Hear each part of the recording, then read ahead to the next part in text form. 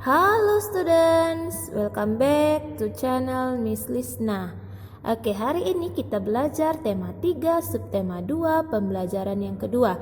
Sebelum memulai pembelajaran ini, Miss ingatkan kalian untuk tetap berdoa. Ambil buku paket kalian dan ikuti pembelajaran hari ini.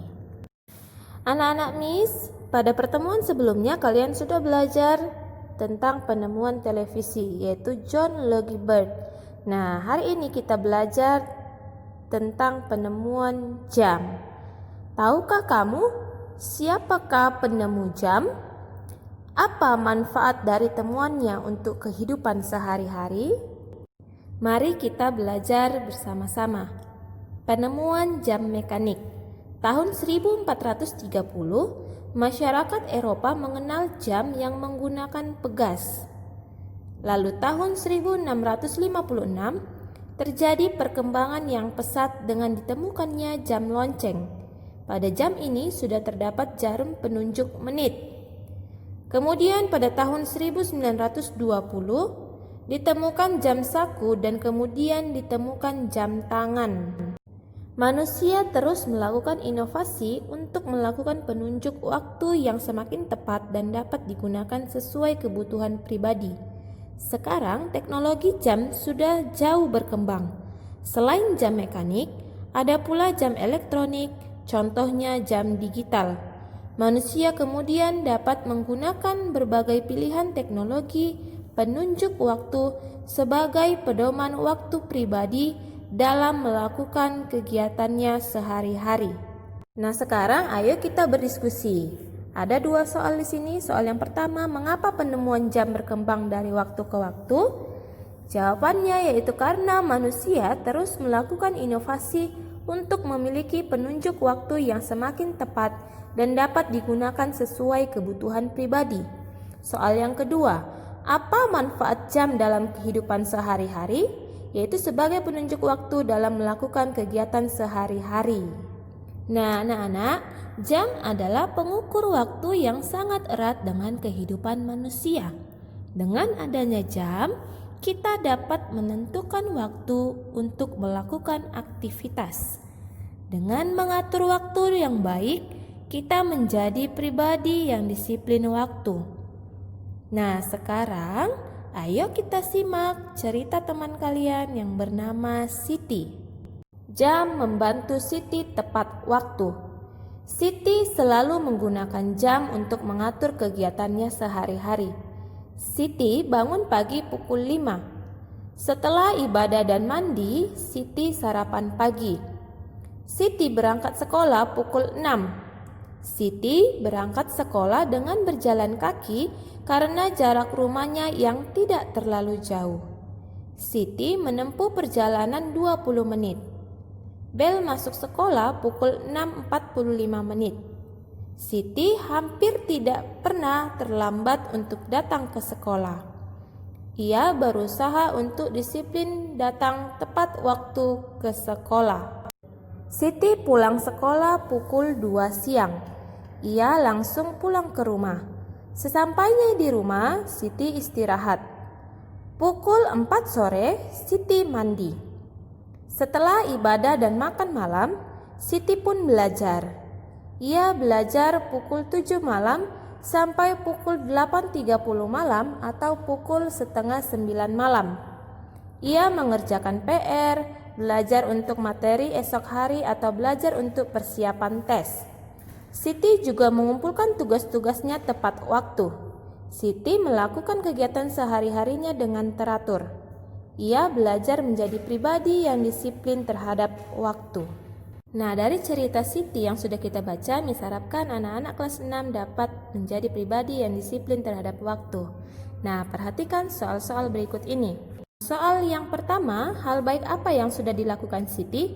Hal baik yang sudah dilakukan Siti adalah tidak pernah terlambat datang ke sekolah, disiplin terhadap waktu, rajin belajar, rajin mengerjakan PR, mengumpulkan tugas-tugas tepat waktu, rajin beribadah, dan melakukan kegiatan sehari-hari dengan teratur. Nah, soal kedua, apakah Siti mengatur waktunya dengan teratur? Ya, Siti mengatur waktunya sehari-hari dengan teratur. Soal yang ketiga, mengapa Siti mengatur waktunya dengan teratur? Siti mengatur waktunya dengan teratur supaya menjadi pribadi yang disiplin terhadap waktu. Nah, soal keempat, apa manfaat yang Siti dapatkan ketika ia mengatur waktunya dengan teratur? Manfaat yang Siti dapatkan ketika ia mengatur waktunya dengan teratur adalah ia dapat mengumpulkan tugas-tugasnya tepat waktu dan tidak pernah terlambat datang ke sekolah. Soal nomor 5, menurutmu apakah Siti adalah pelajar yang baik? Ya, Siti adalah pelajar yang baik. Soal yang keenam, apakah Siti melaksanakan kewajibannya sebagai pelajar? Mengapa? Ya, Siti melaksanakan kewajibannya sebagai pelajar karena Siti datang ke sekolah tepat waktu, rajin belajar, mengerjakan PR, dan mengumpulkan tugas-tugas tepat waktu. Nah, anak-anak Miss harapkan kalian dapat belajar dari Siti, ya, disiplin terhadap waktu, rajin belajar, rajin mengerjakan PR, mengumpulkan tugas-tugas tepat waktu, rajin beribadah, dan melakukan seluruh kegiatan sehari-hari dengan teratur. Nah, anak-anak Miss, minggu yang lalu kita sudah belajar mengenai hak kamu di sekolah, di rumah, dan di lingkungan masyarakat. Nah, sekarang kita akan belajar kewajibanmu di sekolah, di rumah, dan di lingkungan masyarakat. Sebagai contoh, kewajibanmu di sekolah, mengikuti upacara dengan baik, ya, belajar, lalu mengerjakan tugas-tugas dengan tepat waktu. Di rumah, kewajibanmu yaitu menghormati orang tua, membantu mengerjakan tugas rumah. Di lingkungan masyarakat, menjaga kebersihan lingkungan dengan baik. Nah, sebagai tugasmu, tuliskan masing-masing 5 kewajibanmu di sekolah, di rumah, dan di lingkungan masyarakat.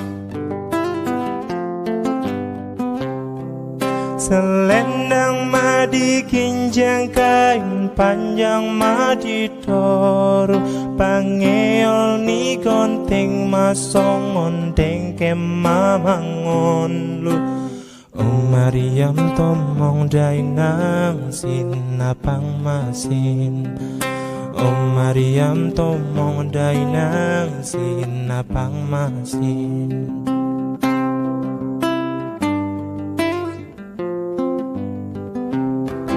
Selendang madi kinjang kain panjang madi toro pangeol ni konting masong ondeng kemamangon Mariam tomong dainang sinapang masin Mariam tomong dainang sinapang masin. Demikian pembelajaran kita hari ini. Miss harapkan anak-anak Miss kelas 6 dapat menjadi anak yang mandiri dan tetap bertanggung jawab. Thank you, terima kasih.